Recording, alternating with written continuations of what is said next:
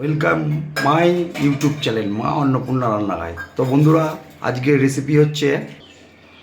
Recipe হচ্ছে ধনে পাতার কাতলা মাছের রেসিপি।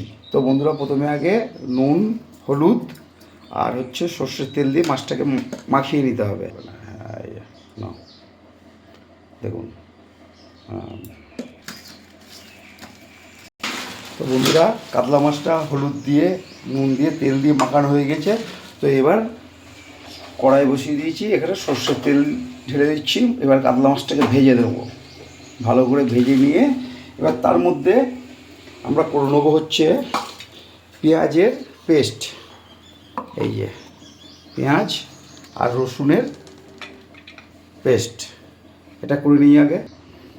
তো বন্ধুরা, তার মধ্যে মাছগুলোকে ভেজে নেবো।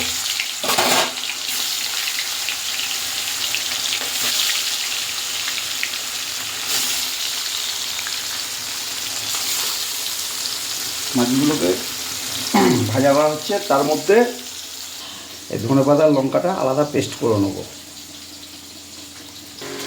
তো এই যে বন্ধুরা, ধনেপাতা আর কাঁচা লঙ্কা পেস্ট কমপ্লিট, পেঁয়াজ আর রসুন পেস্ট কমপ্লিট।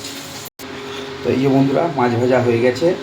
এবার আমরা এই পেস্টটা তৈরি করে নেবো। এখানে আছে টক দই আছে, আর জিরে গুঁড়ো দিলাম, এই যে ধনের গুঁড়ো দিলাম, আর হলুদ গুঁড়ো, আর এর সাথে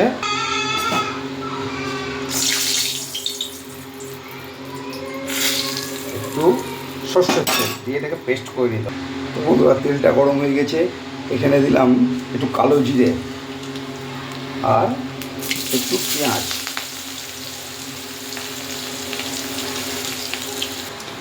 আর এখানে আছে রসুন আর পেঁয়াজের পেস্ট, এটাও দিয়ে দিলাম।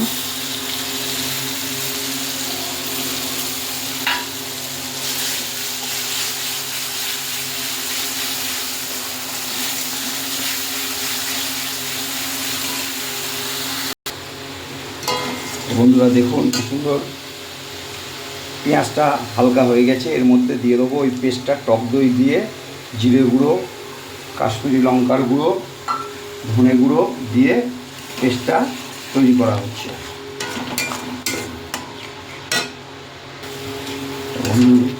তো বন্ধুরা দেখুন, কি সুন্দর পেস্টটা হয়ে গেছে। এবার একটুখানি স্বাদ মতন লবণ দেবো।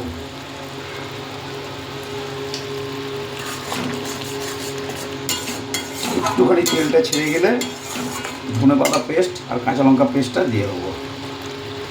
তো বন্ধুরা দেখুন, মশলাটা কত সুন্দর হয়ে গেছে। এবার দিয়ে দেবো আসল জিনিস, অল্প পয়সাতে অসাধারণ টেস্ট, ধনেপাতা আর কাঁচা লঙ্কার পেস্ট।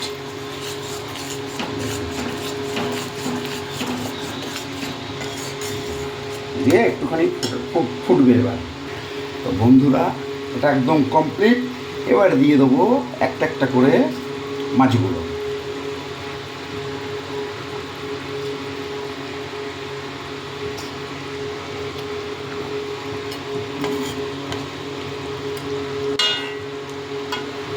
গরম ভাতের সাথে অসাধারণ লাগবে খেতে। তো বন্ধুরা, আজ আমার স্পেশাল রান্না ধনেপাতা কাতলা মাছের রেসিপি, ধনেপাতা পেস্ট। তো বন্ধুরা, এটা মোটামুটি কমপ্লিট। একটু ফুটবে, তারপর নামিয়ে ফেলবো। তো দেখি বন্ধুরা কীরকম হলো, অসাধারণ। তো বন্ধুরা, আমার রান্না যদি আপনাদের ভালো লাগে, অবশ্যই লাইক করবেন এবং কমেন্ট করবেন।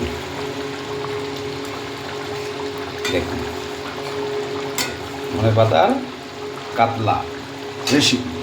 তো আজকের মতন আমার রান্না কমপ্লিট।